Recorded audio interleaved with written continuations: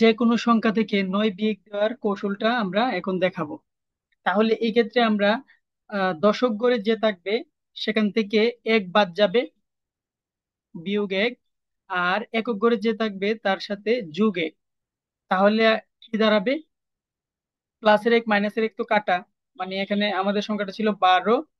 এখানে এই যে প্রথম ঘরের থেকে এক বিয়োগ আর দ্বিতীয় ঘরে এক যোগ, তাহলে এই যে এটা এটা কাটে, আর এখানে দুই আর একে হচ্ছে তিন, আর প্লাসের ওয়ান মাইনাস ওয়ান কাটে, তাহলে অ্যান্সার হচ্ছে এই যে থ্রি। আচ্ছা, একইভাবে পনেরোর ক্ষেত্রেও আমরা একই দেখবো, যে প্রথমটা থেকে এক বিয়োগ দিলে এক বাদ, আর পাঁচ হয়ে যাবে ছয়। তারপরে 25, এটার ক্ষেত্রে কি হবে? এটার ক্ষেত্রে এখানে দুই ছিল, দুই হয়ে যাবে এক, পাঁচ হয়ে যাবে ছয়। তারপরে এটার ক্ষেত্রে প্রথম পাঁচটা হয়ে যাবে চার, আর দ্বিতীয় পাঁচটা হয়ে যাবে হচ্ছে ছয়। খুব মজা করে এভাবে কৌশলে শেখা যায়।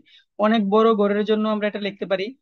যেমন আমরা যদি এরকম একটা সংখ্যা নিলাম, 1 2 3, এটা থেকে যদি আমরা 9 বাদ দেই তাহলে কি হবে?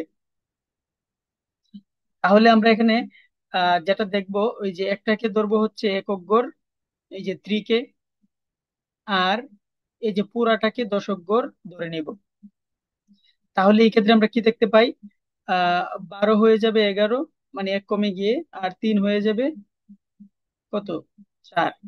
এই যে আমরা এরকম ভাবে যে কোনো বড় সংখ্যা হলেও আমরা কিন্তু সেটা নিতে পারি, যেমন 136 9। তাহলেও এটা যদি আমরা আহ একক গড়টাকে আমরা বৃদ্ধি করি, তাহলে এটা 6 হবে 7, আর 13 কমে গিয়ে হয়ে যাবে 12। ঠিক আছে, এরকম দারুণ ভাবে আমরা কিন্তু আহ কোনো বুদ্ধি খরচ না করেই সমাধানটা মিলিয়ে ফেলতে পারি। আশা করি এটা সবার কাজে লাগবে।